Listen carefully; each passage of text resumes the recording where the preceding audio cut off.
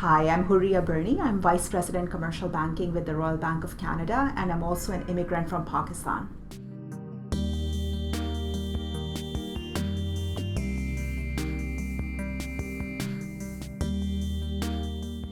Feedback is absolutely extremely important because it helps you grow professionally, and it also makes you understand how you're doing in the workplace, which ultimately drives your future performance and your future career growth.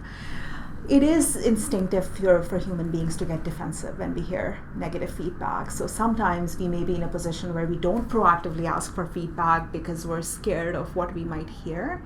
I would highly encourage you, don't wait to get feedback. Actually go and ask for it.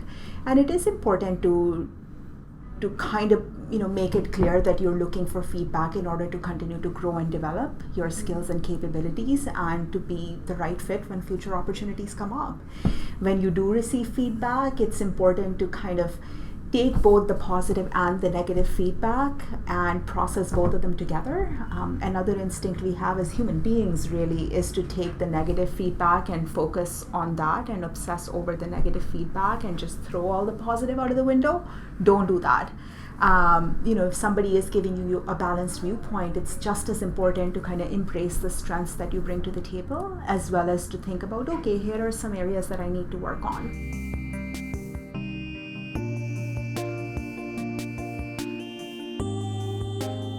It's a great question. I am going to refer to a very popular business book called Radical Candor by Kim Scott.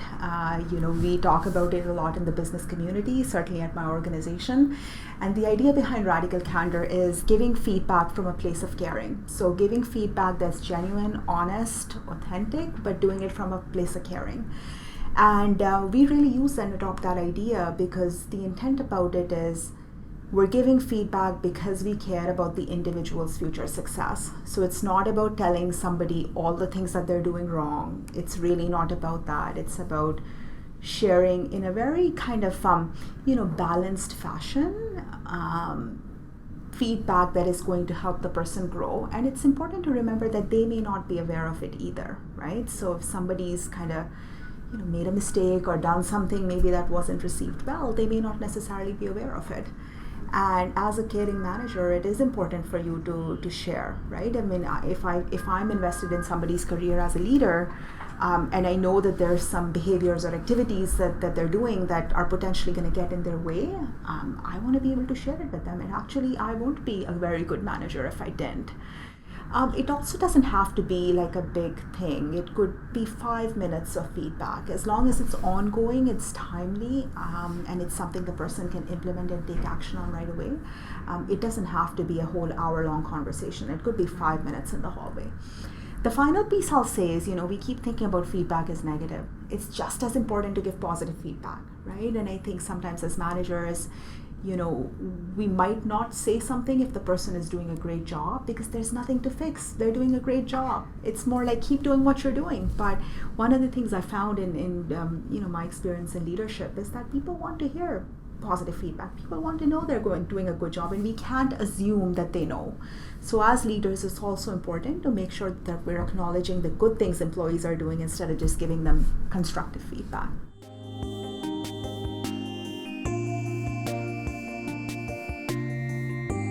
There's many different ways of demonstrating leadership traits. It's not really about managing people. Yes, that's one part of it, but you don't have to be a people manager in order to be a leader.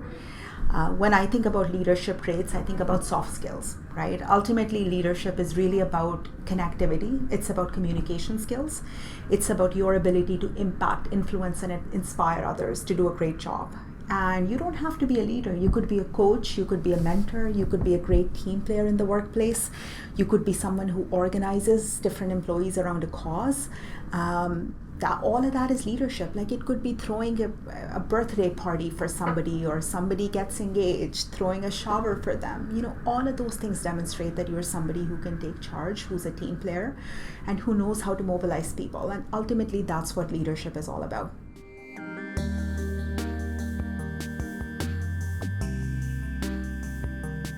The first step when it comes to resolving workplace conflict is to take emotion out of the equation. That's the first step. And don't get personal. It's really not about people. It's not about character traits that people bring to the table. It's really about the problem at hand, right? So think about the problem. Don't get down to the level of personalizing the issue to the people. Being fair and unbiased is extremely important. So if I've got two people that potentially are not getting along for whatever reason, it's important for me to step in and first of all take a totally balanced approach, unbiased, hear both sides out, right, and really understand kind of where they're coming from. Sometimes when emotions are running high, it's important for you as a leader to be the voice of reason, to calm everyone down, right, and really bring the matter to what's at stake ultimately. At my company, we really talk a lot about kind of our shared values, our organization values, our shared mission, our shared collective ambition, as we call it. And I always come back to that, right? So when two people have different views about what should be done in a given situation, I always say the guiding light should be the core organizational values that all of us have to adhere to. And ultimately, that's the decision I'm going to take. So I'll give you an example. One of our values is providing exceptional client experiences, and it really is about the client at the end of the day. So whenever there's a conflict, that's the first thing I'm going to think about. Okay, this person has a different view, and you've got this person here who has a different view. What's in the best interest of what we're here to do, right? What's in the best interest of our clients and our communities.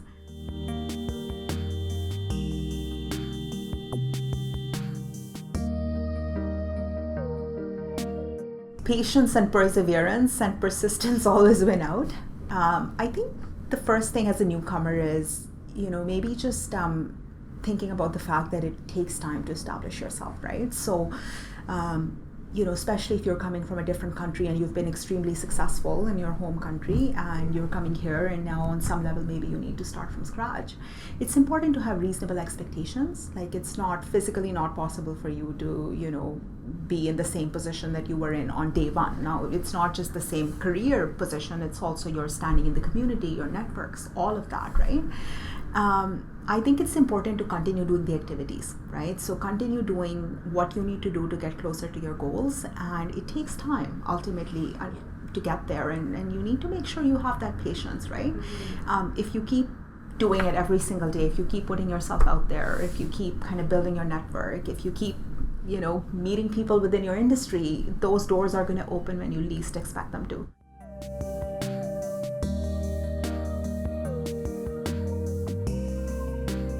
I think the best thing to do really is to first of all have a career plan, right? And it's extremely important to have that. And that doesn't mean you're boxing yourself into, well, these are the jobs I'm going to do, and this is the exact month I'm going to do that job, and this is when I'm going to get promoted. That's an exercise in futility.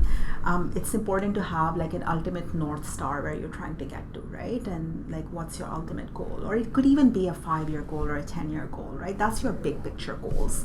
And then kind of work backwards from there, right? And think about, okay, so if I want to get to point B, then what are all the steps that I need to take to get from point A to point B.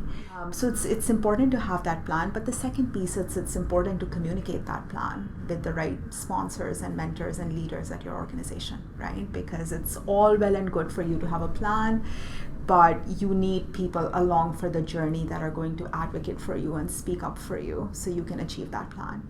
And it's not just about, promotions, it's really about creating those developmental opportunities, right, for you. And you have an investment in that as well, right? So when you have stretch projects, you need to raise your hand and proactively ask for it. And I find a lot of new immigrants that I mentor and coach sometimes struggle with that because, it's again, cultural differences. You kind of feel, well, they'll come to me if they want me to do it. Don't assume, because, that person sitting next to you who's probably not as qualified has already raised their hand. And you're going to miss out because as a leader, now I'm on the other side of the table, right? So I might, I'm busy. I might assume that if, Krista hasn't raised her hand, she's not interested in the project. I might just assume that. Whereas I have Barry over here who's really enthusiastically asking for it. So even though I think Krista might do a better job, the enthusiasm that Barry's showing for the project makes me think he might be the right candidate because he's going to be more invested. So it is important for you to proactively ask for things because it tells the organization that you're invested, you're interested, and you're going to take time and you're going to put in the work.